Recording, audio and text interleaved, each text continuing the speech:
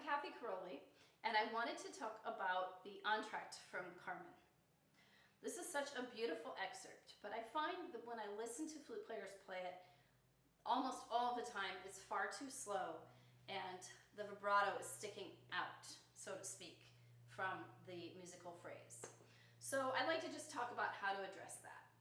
The tempo marking andantino quasi allegretto really implies something that's moving fairly quickly. I believe that the metronome marking of 88, which is printed, is probably a little bit too fast. I find it hard to play lyrically at that tempo, but I think even just moving it down to 80 makes it possible. So please make sure that you're checking frequently with your metronome and making sure that you're not playing it too much slower than 80 to the quarter note. I find this one really helpful to play with a metronome on offbeats. So if I were to put the metronome on 40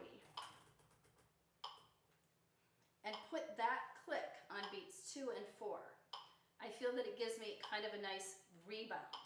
You'll notice that even in the first two measures, beat 2 is the dot of the first beat, so there's nothing moving on beat 2 in the flute part, and beat 4 of the second measure has nothing moving on that beat.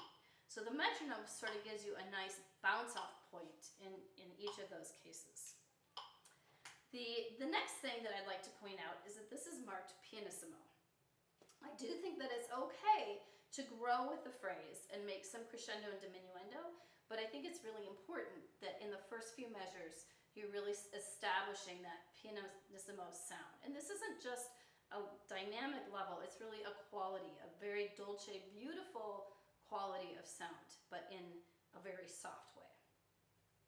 And then the last thing is, as far as vibrato goes, I don't like to use a lot of vibrato on the eighth notes.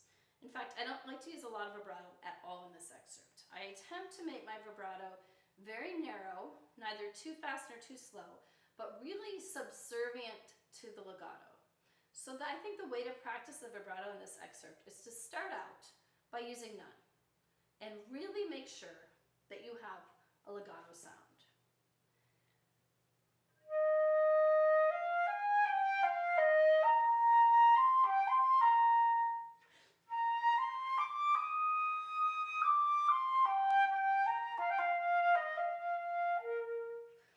Now sometimes I'll have students do this, and I think in their minds that without vibrato they can't create a beautiful phrase. So my encouragement to you would be to create the most beautiful phrase you can with absolutely no vibrato.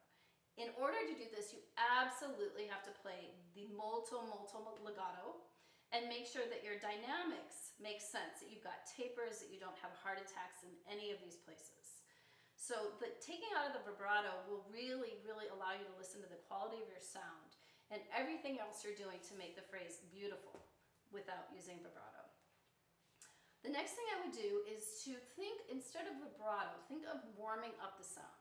So if vibrato comes, it comes, but it's always being absorbed inside of the sound. So there are a lot of visuals for this. I like to think about vibrato as sort of a spinning cylinder or a spinning spring around the sound, and the sound is sort of a rod.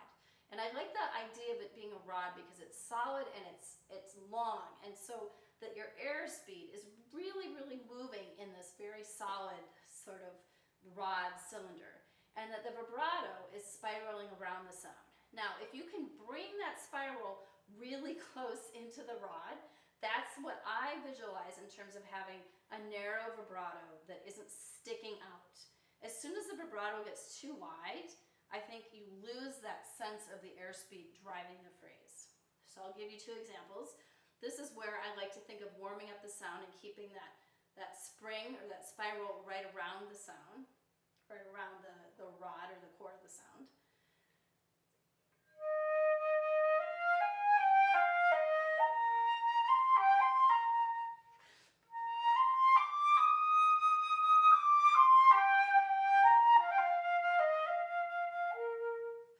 So hopefully you're not super aware of vibrato, unless of course that's all you're listening for, but you're just hearing the beauty of the phrase. And now I'll exaggerate it, and so you'll hear what I'm contrasting that with.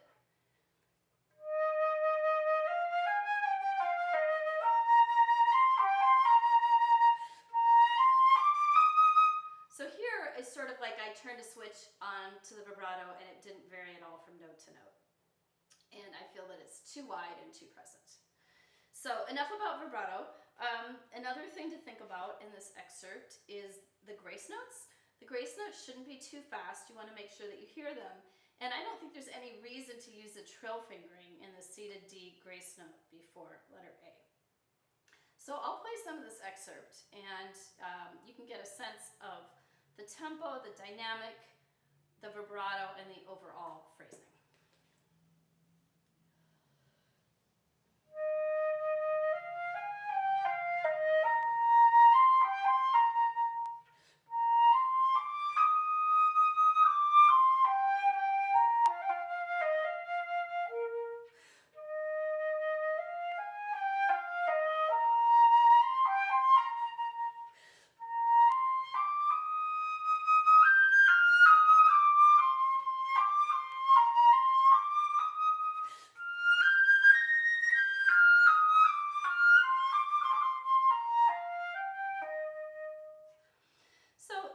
I guess I'll say about this is that it's not important that every eighth note is equal to every other eighth note. Obviously not in terms of volume, but also not in terms of vibrato, and also not in terms of speed. You can hear how I use some rubato in the phrasing and put extra time on some eighth notes and then move through some other eighth notes. I think this is a really beautiful way to play this excerpt so that it doesn't sound mechanical and it doesn't sound stuck. So I hope this has been helpful and that you enjoy playing the solo as much as I do. Please send any questions or requests to my email, katherinecaroli@gmail.com. And thanks so much for listening.